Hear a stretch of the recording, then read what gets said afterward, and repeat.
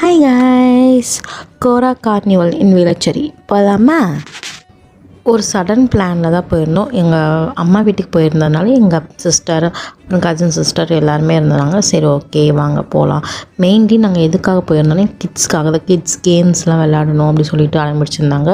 சரி ஓகே வாங்க எல்லோரும் போகலாம் அப்படி சொல்லிட்டு, சரி ஃபேமிலியாக டைம் ஸ்பெண்ட் பண்ண மாதிரி இருக்கும்னு சொல்லிட்டு நாங்கள் இப்போ எல்லோரும் போய் கிட்ஸ் என்ஜாய் பண்ணாங்களோ இல்லையோ, அவங்க ஒரு சைடு ஆக்சுவலாக என்ஜாய் பண்ணியிருந்தாங்க, நாங்களும் ஒரு சைடு அட்டகாசம் பண்ணிகிட்டு இருந்தோம்.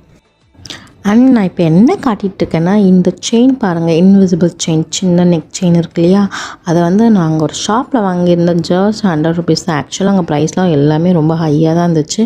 அதில் இது வந்துட்டு ஒரு 100 rupeesன்றதுனால வாங்கி ட்ரை பண்ணேன். ரொம்ப சூப்பராக வந்துச்சு. நாங்கள் எல்லாருமே விளையாட முடிச்சுட்டு வர்றதுக்குள்ளே எல்லா ஷாப்ஸும் மூடிட்டாங்க கைஸ். நாங்கள் எந்த ஷாப்பிங்கும் பெருசாலாம் பண்ணலை. நாங்கள் வரும்போது பார்த்துட்டு வரலாம், சரி போகும்போது ஏதாவது வாங்கிட்டு போகலாம் அப்படின்ற மாதிரி ஐடியா இருந்தது. பட் எல்லா ஷாப்ஸும் மூடிட்டாங்க. ஸோ நாங்கள் அப்படியே ஓகே அப்படி சொல்லிவிட்டு, ஏன்னா நாங்கள் லேட்டாக முடிச்சுட்டு போனோம், இதுக்குள்ளேயே நாங்கள் டைம் ஸ்பெண்ட் பண்ணிட்டோம் நிறைய. ஸோ அதனால் நாங்கள் மற்றதெல்லாம் பார்க்க முடியல. ஸோ ஓகே பரவாயில்ல அப்படி சொல்லிட்டு போயாச்சு. நம்மளாம் எப்போயாவது வெளியில் போகணுன்னு நினைக்கும் போது நம்மளோட ஹேரை சொதப்பும் பாருங்கள், அந்த அளவுக்கு சொதப்பும். அந்த மாதிரி ஒரு டே தான் என்னோடய டே.